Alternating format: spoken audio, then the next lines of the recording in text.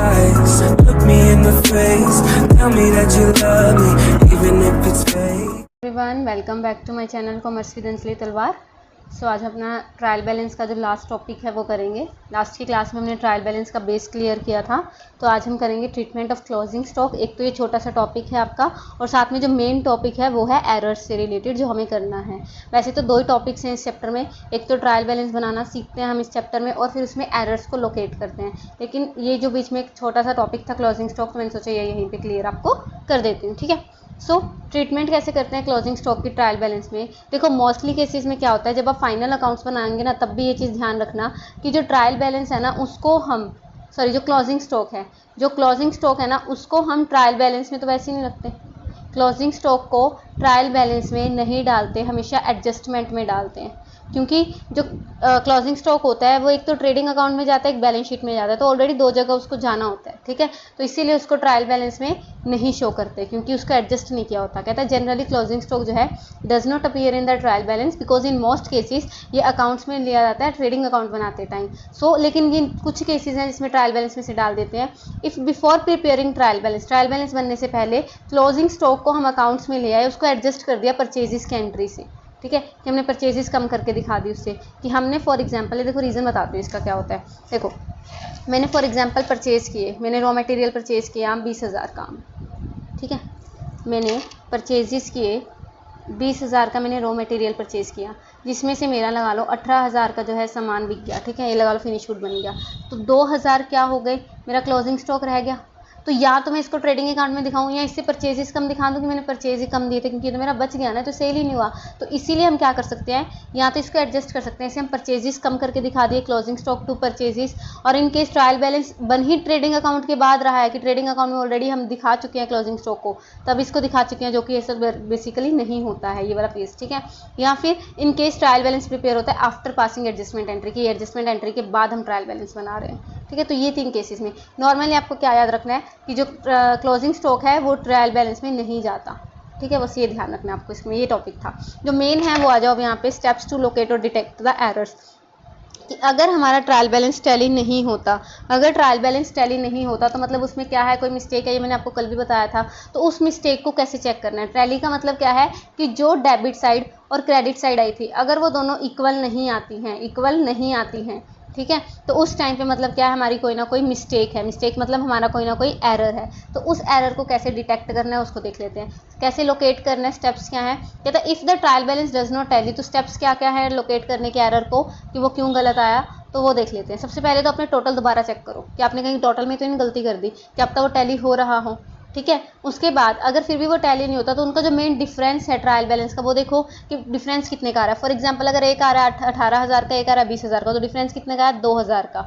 उसको 2,000 में चेक करो, फिर कौन सा लेजर अकाउंट है जिसमें 2,000 का डिफरेंस था, समझ रहे हो, 2,000 का बैलेंस कौन सा था। फॉर एग्जाम्पल अगर डिफरेंस आया किसका 3,200 का, तो सारी एंट्री 3,200 से रिलेटेड जो है ध्यान में दो, मतलब उसको दोबारा चेक करो। और अगर बाई चांसली 3,200 वाला नहीं मिलता है, तो उसकी आधी एंट्री करके, आधी मतलब 1,600। कई बार क्या होता है, डेबिट की चीज़ हमने क्रेडिट में लिख दी, तो 1,600 का इफेक्ट हो गया कि नहीं हो गया, ठीक है। तो उसका आधी एंट्री का भी इफेक्ट करो। Difference should be held to find out if sum figure equal to half of the difference. कोई है ऐसी 1,600 की एंट्री जो हमने रॉन्ग साइड लिख दी हो, लाइक अगर डेबिट साइड ट्रायल बैलेंस के एक्सीड है 3,200 से, तो हो सकता है हमने कोई क्रेडिट आइटम 1,600 की पोस्ट कर दी डेबिट साइड पे गलती से, समझ रहे हो। तो ये चीज़ आधा भी चेक करो कि गलत साइड तो नहीं है। और उसके बाद जो डिफरेंस है ट्रायल बैलेंस का, उसको 9 से डिवाइड करो। डिफरेंस कंप्लीटली अगर डिविजिबल है तो वो क्या है, एक ट्रांसपोजिशन है फिगर्स का। मतलब फॉर एग्जाम्पल अगर मैं लिखूँ 47, ठीक है, तो 74 भी लिख सकती हूँ। डिफरेंस कितने का है, 27 का, समझ रहे हो। दिस फिगर किस कंप्लीटली 9 से क्या है, डिवाइड होता है। अगर 0 ऐड करती हूँ अगेंस्ट दिस फिगर, तो डिफरेंस जो है डिविजिबल बाय 9 है। फिगर 13 को राइट करती हूँ, 130 डिफरेंस है 117 का, तो कंप्लीटली डिविजिबल बाय 9 है। मतलब बेसिक कुछ नहीं है इसमें बस क्या करना है, पहले आपको देखना है कि कितने का डिफरेंस है, उतने की एंट्री देखो, उसे आधे की एंट्री देखो, उसे डबल की देखो, डिफरेंस में से मतलब ये चेक करो डिफरेंस कितने का आ सकता है अगर 0 ऊपर नीचे हो जाए, ठीक है। बस बेसिक सी ये बात है। उसके बाद डिफरेंस को राउंड फिगर में चेक करो कि 1, 10, 100 इनके लेके आओ, ठीक है। पॉसिबल है कि रॉन्ग टोटलिंग कर दी हो या रॉन्ग कैरी फॉरवर्ड कर दिया हो। लेजर की हेल्प से चेक करो, हर दिन की भी क्या से किया हमने, कैश बुक वगैरह चेक करो, सारे closing balance, previous year balance वगैरह दोबारा से चेक कर लो, फिर अगर फिर भी नहीं मिल रहा है तो, ठीक है। फिगर्स जो क्लियरली रिटर्न है उसको दोबारा से चेक करो कि मैंने ये गलत समझने में तो नहीं गलत कर दिया। और अगर डिफरेंस बहुत बिग अमाउंट का है तो पॉसिबल है कि बैलेंस किसी सर्टेन लेजर का हमने लिखा ही नहीं, गलती से हम भूल ही गए हैं, समझ रहे हो। तो उससे हम क्या करेंगे, ट्रायल बैलेंस को जो है कंपेयर करेंगे करंट ईयर के प्रीवियस ईयर के, ताकि figure of account under same head वो दिखा देगी वेरिएशन कितना, वेरिएशन मतलब किसमें ज़्यादा डिफरेंस आ रहा है, ठीक है। और जो जो हम चेक करते जा रहे हैं उसके आगे टिक लगा दो। तो एक बात बताइए, कोई काम का नहीं था ये प्रोसेस, ना तो तुम्हारे पेपर में आएगा और ना तुम्हें एक्चुअल में ये करना होता। बहुत ईजी से करवाती हूँ, ये होगी बुक की लैंग्वेज, ठीक है। अब एरर देख लो कैसे होते हैं।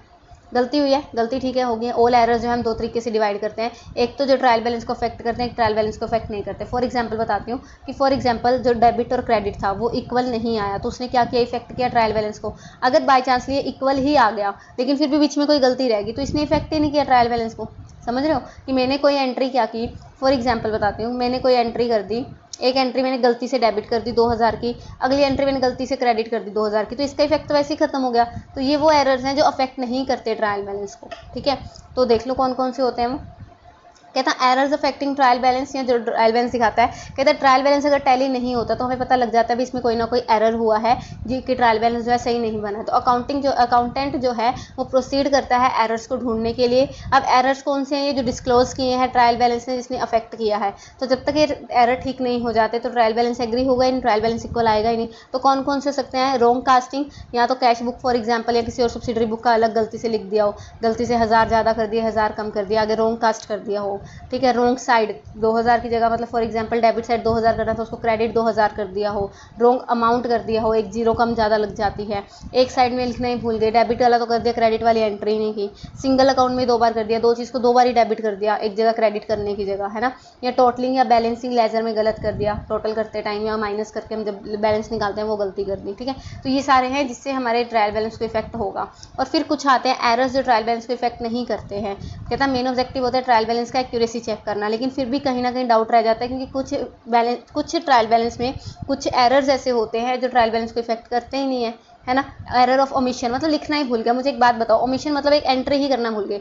राम से 2000 रुपये आए, ठीक है, ये हमने सेल की 2000 की, ना तो वो सेल में लिखा ना कैश में लिखा, तो ना डेबिट एंट्री की ना क्रेडिट एंट्री की, तो उससे क्या इफेक्ट होगा, डेबिट में भी वो नहीं है क्रेडिट में भी नहीं है ना। एरर ऑफ कमीशन मतलब इफ़ रॉन्ग एंट्री जर्नल में ही पास हुई है, सब्सिडरी में पास हुई है, तो वो ऑब्वियसली बात है वो टैली में अपने आप हो जाएंगी, है ना। For example sale of goods की राम की क्रेडिट पे 420, वो जर्नल में 240 की लिख दी। अब हर जगह हम उसको 240 की कर रहे हैं, तो वो क्या है कि अमाउंट ही स्टार्टिंग से ही गलत चल रहा है। कंपनसेटिंग एरर जो मैंने अभी आपको 2000 बार कराया कि दो गलती से ऐसे एरर कर रही है जिसने एक दूसरे का इफेक्ट ही खत्म कर दिया। 2000 पहले डेबिट में गलत लिख दिया, फिर 2000 क्रेडिट में गलत लिख दिया, है ना। एरर ऑफ प्रिंसिपल कि कोई चीज़ जो है एसेट साइड डालनी थी उसको मैंने एक्सपेंस दिखा दिया। अब एसेट भी डेबिट है और एक्सपेंस भी डेबिट है, समझ रहे हो। गया तो वो सही, बन सब सही रहा है, लेकिन वो हमने प्रिंसिपल नहीं माना सही, ठीक है, वो चीज़ आ जाएगी। या कैपिटल एक्सपेंडिचर को रिवेन्यू माने या रिवेन्यू एक्सपेंडिचर को कैपिटल, ये क्या होता है अभी करवाना है आपको। Errors of posting in wrong account की राम की जगह शाम में लिख दिया, लेकिन अमाउंट तो सही है तो ट्रायल बैलेंस अपने आप बन जाएगा, समझे। तो ये आपके वो कुछ एरर्स हैं जिससे हमारा क्या होता है, इफेक्ट नहीं होता किसको, ट्रायल बैलेंस को।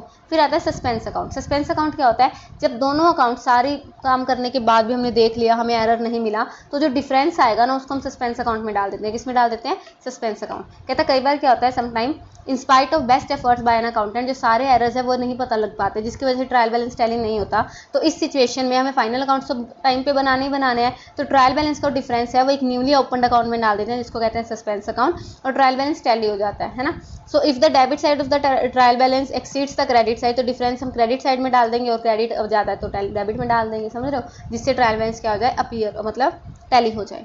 लेटर जब एरर लोकेट हो जाएगा तो उसको ठीक कर देंगे, उसको अपोजिट एंट्री जो है पास कर देंगे, ठीक है। तो ये आपका एक एग्जांपल है जिससे आपको इसको करना है। देखो इसमें करना क्या है, कहता following is the trial balance, जो एक इनएक्सपीरियंस्ड अकाउंटेंट ने बनाया है, इसको सही तरीके से बनाना है। तो देख लेते हैं। मुझे एक बात बताओ, सन्ड्री डेटर्स 12200 के, सन्ड्री क्रेडिटर्स 9200 के, ओपनिंग स्टॉक 15600 का, परचेजेस 53500 के, परचेज रिटर्न 2100। अब मुझे यहाँ पे एक चीज़ बताओ, परचेजेस की एंट्री होती है डेबिट, ठीक की है, परचेज रिटर्न की डेबिट होती है कोई, परचेज रिटर्न क्या होता है, क्रेडिट होता है, करवाया ना आपको पिछली क्लास में।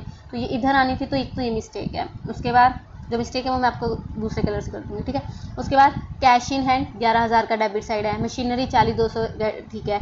अब गुडविल भी तो एसेट है, गुडविल एसेट है तो डेबिट साइड नहीं आएगी 10000, ये गुडविल इसने क्रेडिट साइड कैसे लिख दी, इस साइड आनी चाहिए, समझिए, ठीक है। उसके बाद और क्या गलती है देख लो, सेल्स है यहाँ, ठीक है, सेल्स क्रेडिट होती है। सेल्स रिटर्न, अगर सेल्स क्रेडिट है तो सेल्स रिटर्न क्या होगा, डेबिट होगा तो ये किस साइड आना चाहिए, डेबिट साइड आना चाहिए, है ना। लोन फ्रॉम राम, अब ये समझो, लोन फ्रॉम राम, राम से हमने लोन लिया तो हमारे लिए क्या है, लाइबिलिटी है, लाइबिलिटी है तो ये किस साइड आएगी, क्रेडिट साइड आएगी। इंटरेस्ट ऑन राम लोन, ठीक है, ये पेमेंट की है। बिल रिसीवेबल, बिल रिसीवेबल क्या है, बिल रिसीवेबल एसेट है तो ये डेबिट साइड आना चाहिए, कैपिटल सही जगह है। तो अब जितनी भी मिस्टेक्स आपको बताई ये सारी क्या कर लो, ये सारी मिस्टेक्स को ठीक कर लो। देख लो इसने क्या किया, डेटर्स को डेबिट साइड था ही, चलो क्रेडिटर्स को credit side, opening stock debit side, purchase debit side, देखो परचेज रिटर्न को किया ना credit side, cash in hand क्या है, एसेट है, डेबिट है, machinery debit, goodwill debit, sales credit, sales return debit. तो ये तो आपको आता है ना, ये आता है ना आपको क्या कि एसेट डेबिट होता है, लाइबिलिटी कैपिटल, लाइबिलिटी और कैपिटल क्रेडिट होती है, एक्सपेंस डेबिट होता है और इनकम क्रेडिट होती है, परचेजेस डेबिट और सेल्स क्रेडिट। ये लास्ट क्लास में आपको करवाया। फिर भी अगर नहीं आया टोटल, कहता फिर भी टोटल नहीं आया तो हम क्या करेंगे, जो डिफरेंस आया उसको हम किस में डाल देंगे, सस्पेंस अकाउंट में डाल देंगे। ये आपका ट्रायल बैलेंस बन गया, इजी था। बस आपको ये बताना चाहिए कि क्या चीज़ डेबिट में आती है या क्रेडिट में। आपको प्रैक्टिकल आएगा इसी तरह का आएगा, इजी सा, सुपरवाइज टेंशन लेने की जरूरत नहीं है, वो तो बस ये था कि करवाना होता है बच्चों को, ठीक है। इसको कीजिए, मिलते हैं नेक्स्ट क्लास में, BRS स्टार्ट करेंगे। Thank you so much. Tell me pretty lies, look me in the face, tell me that you love me,